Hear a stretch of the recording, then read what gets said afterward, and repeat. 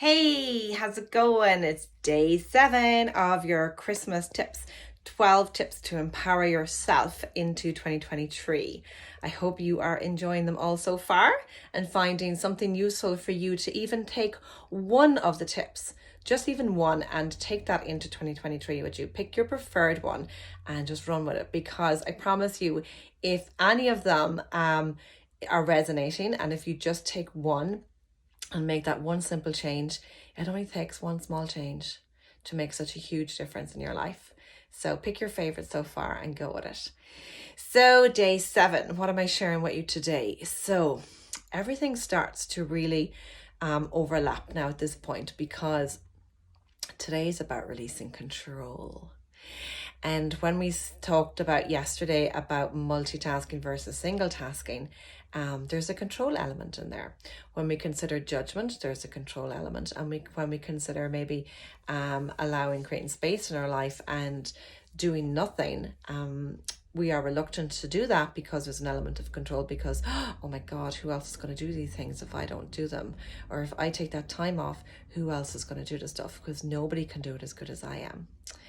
So I once heard the person who I suppose I've learned a lot of this stuff from is an amazing mindset coach, and her claim at the time was that she was a recovering control freak. And I realized that when I dug into it deeply myself, oh my goodness, control was absolutely savage in my life. Controlling the kids, controlling family, controlling work, controlling how parties and events or gatherings went, controlling what people would say, what people, what would happen, when it would happen. And if it didn't, oh my goodness, the expectations, if it didn't go that way, like trying to even control the weather, oh, it's going to be a great day, the sun's definitely going to shine. And, just releasing, when you start to release all that, small steps, small steps, small steps. But if you try and release that small little piece of control, what you gain back is absolutely huge. Because first of all, you start to gain back time. You start to gain back, I suppose, relaxation, a little bit more peace and ease, less stress, less anxiety, because you release it out, because you don't need to do everything. You don't need to be the one who sorts everything. I mean, my control was including, the shopping. I was the only one who could pack it and unpack it. In fact, I was the only one who could do it. I was the only one who could do so much in the house, because I was the only one who knew how to do it properly. And if it wasn't done that way, oh my God, then it would be an absolute disaster.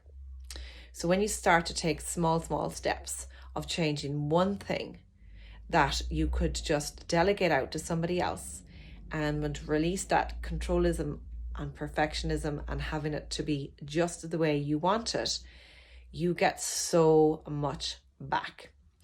And if I look back over the last few years, when I started this journey, and I started to very, very, very, very, very, very, very slowly take this on board, my goodness, the amount that I have released out is unreal. It's unreal.